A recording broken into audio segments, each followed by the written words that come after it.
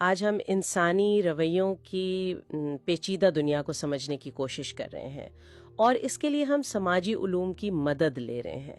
हमारे पास understanding human behaviour through social science के कुछ आप कह सकते हैं अहम इक्तबासात हैं और मकसद यही है कि इनमें जो कलीदी बातें हैं उनको समझा जाए। बिल्कुल।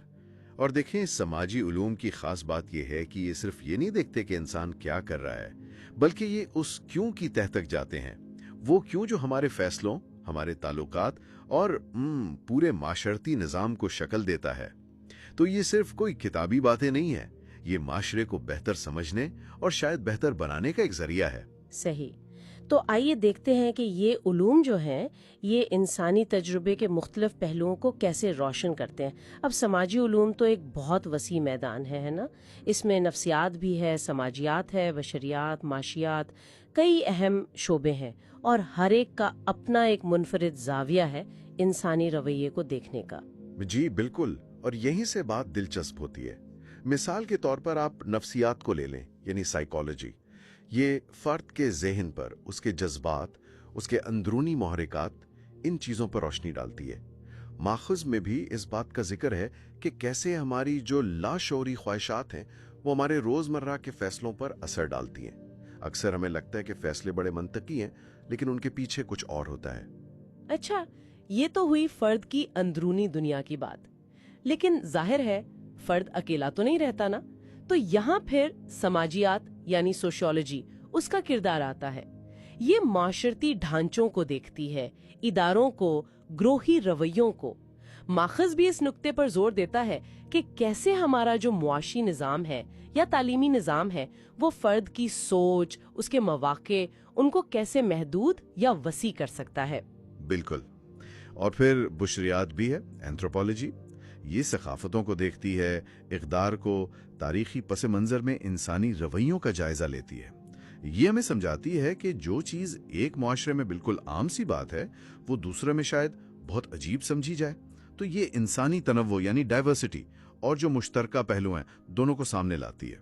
और माशियात, इकोनॉमिक्स, ये वसाइल की तकसीम और इंतखाब के जो फैसले होते हैं उनका तज्जिया करती है।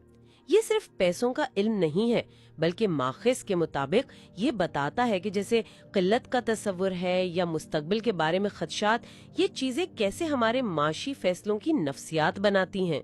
जी हाँ। और अहम नुक्ता ये है कि ये तमाम शोबे, ये अलग अलग तो हैं लेकिन ये जुड़े हुए हैं। इंसानी रवैया इतना पेचीदा है कि इसे किसी एक जाविये से पूरी तरह नहीं समझा जा सकता। मिसाल के तौर पर माखज़ में एक केस स्टडी दी गई है।